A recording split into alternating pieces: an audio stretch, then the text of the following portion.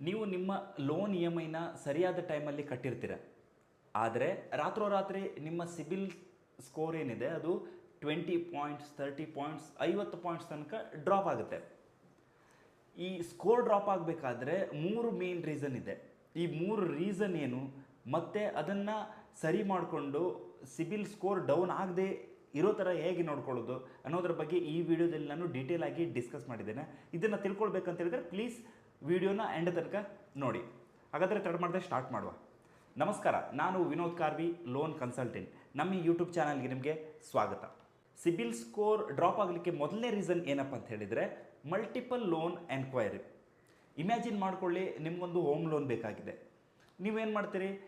Suppose S B ಐಲಿ ನೀವು apply ಮಾಡ್ತಿದ್ದೀರಿ ಅಂತ ತಿಳ್ಕೊಳ್ಳುವ. ಎಸ್ ಬಿ ಐಗೆ ಬ್ರ್ಯಾಂಚಿಗೆ ವಿಸಿಟ್ ಮಾಡಿ, ಸರ್ ನಮಗೆ ಹೋಮ್ ಲೋನ್ ಬೇಕಾಗಿದೆ ಅಂತ ರಿಕ್ವೆಸ್ಟ್ ಮಾಡ್ತೀರಿ. ಮ್ಯಾನೇಜರ್ ಏನು ಮಾಡ್ತಾರೆ ಅಥವಾ ಬ್ಯಾಂಕ್ ಏನು ಮಾಡುತ್ತೆ, ಮೊದಲು ನಿಮ್ಮ ಸಿಬಿಲನ್ನು ಜನ್ರೇಟ್ ಮಾಡುತ್ತೆ. ಸಿಬಿಲ್ ಜನ್ರೇಟ್ ಮಾಡಿ ಆದಮೇಲೆ ಒಂದು ಸಲ ಬ್ಯಾಂಕಲ್ಲಿ ಸಿಬಿಲ್ ಜನ್ರೇಟ್ ಆದರೆ ಅದು ಸಿಬಿಲಲ್ಲಿ ಅಪ್ಡೇಟ್ ಆಗುತ್ತೆ. ಓಕೆ, ಸಿಬಿಲ್ ಜನ್ರೇಟ್ ಆಯಿತು, ಆಮೇಲೆ ನಿಮಗೆ ಇನ್ ಕೇಸಲ್ಲಿ ಲೋನ್ ಸಿಕ್ತು, ಓಕೆ ಲೋನ್ ಸಿಕ್ತು, ಡಿಸ್ಬರ್ಸ್ಮೆಂಟ್ ಆಯಿತು, ಎಲ್ಲ ಆದರೆ ಏನು ತೊಂದರೆ ಇಲ್ಲ. ಇದರಿಂದ ಸಿಬಿಲ್ಗೇನು ಎಫೆಕ್ಟ್ ಆಗೋದಿಲ್ಲ. ಇನ್ ಕೇಸ್ ಎಸ್ ಬಿ ಐಲಿ ನಿಮಗೆ ಲೋನ್ ಕೊಡಲಿಲ್ಲ ಅಂತೇಳಿ ತಿಳ್ಕೊಳ್ಳುವ. ನೀವು ಸಡನ್ಲಿ ಏನು ಮಾಡ್ತೀರಿ? ಎಸ್ ಬಿ ಐಲಿ ಲೋನ್ ಕೊಡಲಿಲ್ಲಲ್ವಾ, ಬಿಟ್ಟಾಕಿ ಬೇರೆ ಬ್ಯಾಂಕ್ ನೋಡುವ ಅಂಥೇಳಿ ಬೇರೆ ಬ್ಯಾಂಕ್ಗೆ ಅಪ್ಲೈ ಮಾಡ್ತೀರಿ. ಸಪೋಸ್ ನೀವು ಬ್ಯಾಂಕ್ ಆಫ್ ಬರೋಡಾದಲ್ಲಿ ಹೋಗಿ ಅಪ್ಲೈ ಮಾಡಿದ್ದೀರ ಅಂತೇಳಿ ತಿಳ್ಕೊಳ್ಳುವ. ಬ್ಯಾಂಕ್ ಆಫ್ ಬರೋಡಾದಲ್ಲಿ ಅಪ್ಲೈ ಮಾಡಿದಾಗಲೂ ಅಲ್ಲಿ ಕೂಡ ನಿಮ್ಮ ಫಸ್ಟ್ ಸಿಬಿಲನ್ನು ಜನ್ರೇಟ್ ಮಾಡ್ತಾರೆ. ಅಲ್ಲಿ ಬ್ಯಾಂಕ್ ಆಫ್ ಬರೋಡಾದ ಲೋನ್ ಎಂಟ್ರಿಯು ಕೂಡ ಸಿಬಿಲಲ್ಲಿ ಅಪ್ಡೇಟ್ ಆಯಿತು. ಓಕೆ, ಸೊ ಇವಾಗ ಸಿಬಿಲ್ ಏನು ಥಿಂಕ್ ಮಾಡುತ್ತೆ ಅಂತ ಹೇಳಿದ್ರೆ, ಇವರು ಲೋನ್ಗೋಸ್ಕರ ಕೇಳಿದ್ದಾರೆ ಒಂದು ಬ್ಯಾಂಕಲ್ಲಿ, ಅವರು ರಿಜೆಕ್ಟ್ ಮಾಡಿದ್ದಾರೆ. ಅಂದರೆ ಫೈನಾನ್ಷಿಯಲಿ ಏನು ಇವ್ರದ್ದು ಕೆಪಬಿಲಿಟಿ ಕಡಿಮೆ ಇದೆ ಅಂಥೇಳಿ ಸಿಬಿಲ್ ಆಟೋಮೆಟಿಕ್ಲಿ ಥಿಂಕ್ ಮಾಡಿಕೊಂಡು ಸಿಬಿಲ್ ಸ್ಕೋರನ್ನು ರೆಡ್ಯೂಸ್ ಮಾಡುತ್ತೆ. ಇದಕ್ಕೆ ನೀವು ಕೌಂಟ್ರಾಗಿ ಏನು ಮಾಡಬೇಕಂತ ಹೇಳಿದರೆ, ನಿಮಗೆ ಲೋನ್ ಬೇಕಾದಾಗ ಮೊದಲು ನೀವು ನಿಮ್ಮ ಕಡೆಯಿಂದಲೇ ಸಿಬಿಲನ್ನು ಜನ್ರೇಟ್ ಮಾಡಿ. ಅದೇಗಂತ ಹೇಳಿದರೆ sibil.com ಅಥವಾ ಸಿಬಿಲ್ ಆ್ಯಪ್ ಇದೆ, ಅದರಲ್ಲಿ ನಿಮ್ಮ ಸಿಬಿಲನ್ನು ಡೌನ್ಲೋಡ್ ಮಾಡಿ. ಓಕೆ, ಅದ್ರ ಜೊತೆಗೆ ಪ್ರಿಂಟೌಟ್ ತಗೊಂಡಾದಮೇಲೆ ಅದ್ರ ಜೊತೆಗೆ ನಿಮ್ಮ ಇನ್ಕಮ್ ಡಾಕ್ಯುಮೆಂಟ್ಸ್, ಸ್ಯಾಲ್ರಿಡ್ ಆಗಿದ್ದರೆ ಸ್ಯಾಲ್ರಿ ಡಾಕ್ಯುಮೆಂಟ್ಸ್, ಆಮೇಲೆ ಅಕೌಂಟ್ ಸ್ಟೇಟ್ಮೆಂಟ್ಸ್, ಅದೇ ಥರ ಬಿಸ್ನೆಸ್ ಅಂತೇಳಿ ಆದರೆ business related documents, ITR, bank statement ಇಟ್ಕೊಂಡು ಸ್ಟ್ರೈಟ್ ಅವೇ ಬ್ಯಾಂಕ್ಗೆ ಹೋಗಿ ಅಪ್ರೋಚ್ ಮಾಡಿ. ಅಲ್ಲಿ ಬ್ಯಾಂಕ್ ಮ್ಯಾನೇಜರ್ ಹತ್ರ ಹೇಳಿ, ಸರ್ ನಾವು ಈ ಥರ ಲೋನ್ಗೆ ಅಪ್ಲೈ ಮಾಡಬೇಕಾಗಿದೆ, ನೀವು ನಮ್ಮ ಡಾಕ್ಯುಮೆಂಟ್ಸ್ನ ನೋಡಿ ಇನ್ ಪ್ರಿನ್ಸಿಪಲ್ ಸ್ಯಾಂಕ್ಷನ್ ಕೊಡ್ಬೋದಾ ಅಂತೇಳಿ ಒಂದು ರಿಕ್ವೆಸ್ಟ್ ಮಾಡಿ. ಆವಾಗ ಮ್ಯಾನೇಜರ್ ಕೇಳ್ಬೋದು, ನೋಡಿ ನಾವು ಸಿಬಿಲಲ್ಲಿ ನೋಡಬೇಕಾಗುತ್ತೆ ಅಂತೇಳಿ ಹೇಳ್ಬೋದು.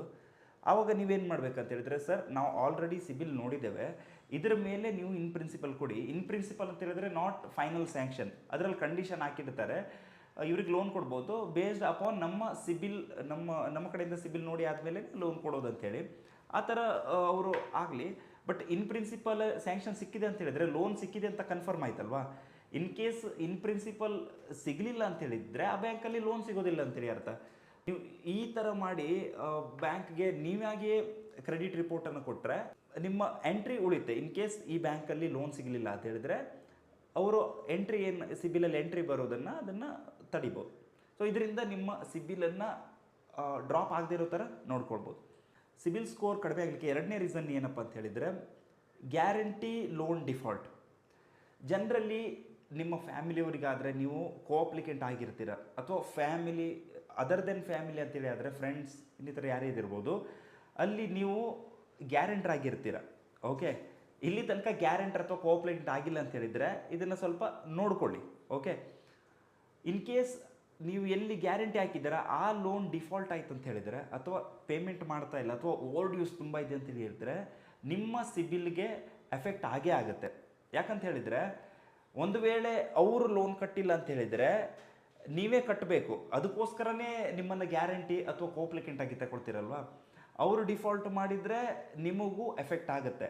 ಅದರಿಂದ ನೀವೇನು ಮಾಡಬೇಕಂತ ಹೇಳಿದರೆ, ನೀವು ಆ ಲೋನನ್ನು ಟ್ರ್ಯಾಕ್ ಮಾಡಬೇಕಾಗುತ್ತೆ. ದ್ಯಾಟ್ ಈಸ್ ಯುವರ್ ರೆಸ್ಪಾನ್ಸಿಬಿಲಿಟಿ ಆಗುತ್ತೆ. ನಿಮ್ಮ ಸಿಬಿಲ್ ಸ್ಕೋರ್ ಉಳಿಸ್ಕೊಳ್ಬೇಕಾದ್ರೆ ನೀವು ಅದನ್ನು ಟ್ರ್ಯಾಕ್ ಮಾಡಲೇಬೇಕು. ಟ್ರ್ಯಾಕ್ ಮಾಡೋದು ಹೇಗಂತ ಹೇಳಿದರೆ, ಇವಾಗ ಗೂಗಲ್ ಪೇಯಲ್ಲಿ ಸಿಬಿಲ್ ರಿಪೋರ್ಟ್ಸ್ ಬರ್ತಾ ಇದೆ, ಫೋನ್ಪೇಯಲ್ಲಿ ಬರ್ತಾ ಇದೆ, ಕ್ರೆಡ್ ಆ್ಯಪಲ್ಲಿ ಬರ್ತಾ ಇದೆ, ಒನ್ ಸ್ಕೋರಲ್ಲಿ ಬರ್ತಾ ಇದೆ, ತುಂಬ ಆ್ಯಪ್ಗಳಿದೆ, ಆಲ್ಮೋಸ್ಟ್ ಆಲ್ ಫ್ರೀ ಸಿಗುತ್ತೆ.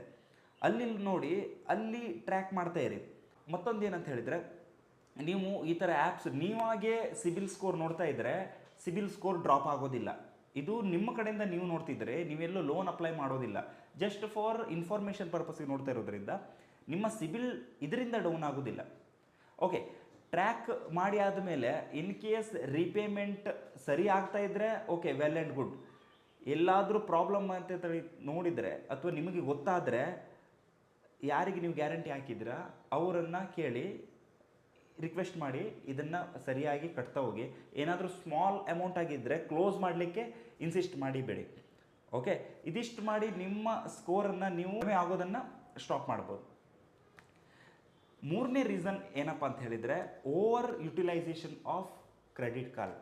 ಇವತ್ತಿನ ಟೈಮಲ್ಲಿ ಕ್ರೆಡಿಟ್ ಕಾರ್ಡ್ ಇಲ್ಲದೆ ಇರೋ ಜನ ಇಲ್ಲ. ಓಕೆ, ಕ್ರೆಡಿಟ್ ಕಾರ್ಡ್ ಎಲ್ಲರ ಹತ್ರ ಇದ್ದೇ ಇರುತ್ತೆ. ಹಾಗೆ ಸಪೋಸ್ ನಿಮ್ಮ ಹತ್ರ 1 ಲಕ್ಷ ಕ್ರೆಡಿಟ್ ಕಾರ್ಡ್, 1 ಲಕ್ಷದ ಲಿಮಿಟ್ ಇದೆ ಅಂತೇಳಿ ತಿಳ್ಕೊಳ್ಳುವ. ಜನರಲಿ 80,000, 90,000, 70,000, 90,000 ಇದೇ ಥರ ಯೂಸ್ ಮಾಡಿಕೊಂಡು ಕಟ್ತಾ ಬರ್ತಾ ಇದ್ದರೆ ಸಿಬಿಲ್ ಆಲ್ಗೋರಿದಮ್ ಏನು ಥಿಂಕ್ ಮಾಡುತ್ತೆ ಅಂತ ಹೇಳಿದರೆ, ಕ್ರೆಡಿಟ್ ಯೂಸ್ ಮಾಡೋದು ಜನರಲಿ ನಮ್ಮ day to day expense, mobile purchase ಮಾಡಲಿಕ್ಕೆ, ಗ್ರೋಸರಿ ಅಥವಾ ಪೆಟ್ರೋಲ್ ಆಗಿರ್ಬೋದು, ಇಂಥದ್ದೇ ಎಲ್ಲ ಪರ್ಚೇಸಿಗೆ ಅದನ್ನು ಯೂಸ್ ಮಾಡೋದಲ್ವಾ. ನೀವು ಓವರ್ ಯೂಸ್ ಮಾಡ್ತಾ ಇದ್ದರೆ, ಆಲ್ಮೋಸ್ಟ್ ಲಿಮಿಟಷ್ಟು ಯೂಸ್ ಮಾಡ್ತಾ ಇದ್ದರೆ ಏನು ಥಿಂಕ್ ಮಾಡುತ್ತೆ ಅಂತ ಹೇಳಿದರೆ ಸಿಬಿಲ್, ಇವರು day to day expense use ಮಾಡಲಿಕ್ಕೆ ಕ್ರೆಡಿಟ್ ಮೇಲೆ ಜಾಸ್ತಿ ಡಿಪೆಂಡ್ ಆಗಿದ್ದಾರೆ ಅಂತೇಳಿ ಬರುತ್ತೆ.